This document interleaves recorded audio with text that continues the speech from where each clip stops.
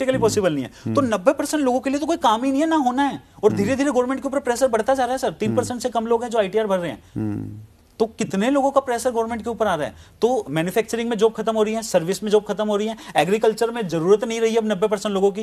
और लास्ट हमारा defence sector आया था, डिफेंस के ऊपर मैंने एक वीडियो बनाई थी कि डिफेंस से लोगों को निकाला जाएगा। लोगों ने बड़ा बोला कभी नहीं निकाला जाएगा, डिफेंस की तो सरकारी जॉब होती है सर। उसके 20-22 दिन के बाद एक आर्टिकल आ गया था 1,35,000 लोगों को निकालेंगे। प्रैक्टिकल यही है सर। आपको पता है आज हमारे यहाँ की आर्मी को अगर 80% हम खत्म कम कर दे, 80% अगर हमारी आर्मी निकाल दे हम, तो हमारे पास इतना पैसा बच जाएगा कि हमारी 20% आर्मी को हम वो रिसोर्सेज दे सकते हैं कि वो दुनिया की सबसे सुपर मतलब एक तरीके से मतलब आर्मी बन जाएगी, मतलब सबसे ज्यादा बेहतरीन एडवांस लेवल के उनके पास वेपन्स होंगे। बट ये हम नहीं कर सकते क्योंकि 80 को निकालेंगे तो जिन्होंने वहां बंदूक कर रखी है वो यहाँ कर लेंगे कैसे निकाल रहे हो, तो हम फंसे हुए हैं। तो इसलिए हम क्या कर रहे हैं, धीरे धीरे करके निकाल रहे हैं। और आर्मी ने बोला 1,35,000 को निकाल रही है, धीरे धीरे करके उनको निकालना पड़ेगा। 80% लोगों को आर्मी से भी निकालना पड़ेगा सर, क्योंकि इंसान है ना, मर जाता है। और ये सारी के सारे जो क्षेत्र हैं ये डायरेक्ट सेलिंग की तरफ आ सकते हैं, आना ही पड़ेगा। कोई और सेक्टर नहीं है ना, मैन्युफैक्चरिंग, सर्विस, एग्रीकल्चर और ये आपका डिफेंस या कोई भी आप सेक्टर ले लो, हर जगह टेक्नोलॉजी लोगों को निकाल रही है। इकलौता ऐसा सेक्टर है जो बाहें फैला के खड़ा है। किसी भी सेक्टर के हो आप,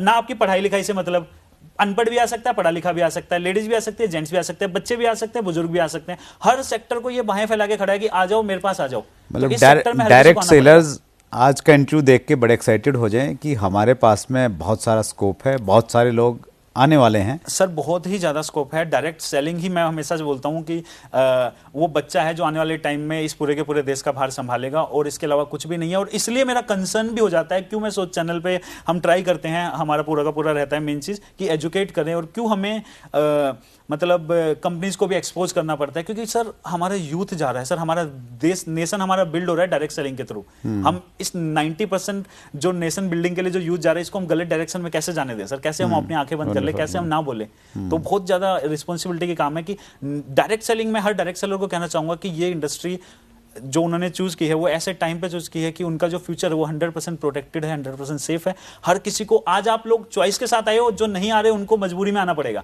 बट आना हर किसी को पड़ेगा सर, इसके अलावा और कोई रास्ता नहीं बचेगा। इसलिए हर किसी को डायरेक्ट सेलिंग करनी चाहिए और एजुकेट होकर करनी चाहिए, सबसे इंपॉर्टेंट चीज। आपने बहुत विस्तार से बताया सर, और ये जो लॉजिक्स आपने दिए इसको कोई झुठला नहीं सकता, बहुत डिटेल आपने जानकारी दी, और इसी प्रकार से आप एजुकेट करते रहिए अपने चैनल के माध्यम से। आज आपने समय निकाला सर, हमारे व्यूवर्स की तरफ से बहुत बहुत आभार। Thank you very much. Thank you sir, और बहुत अच्छा लगा सर मेरे को।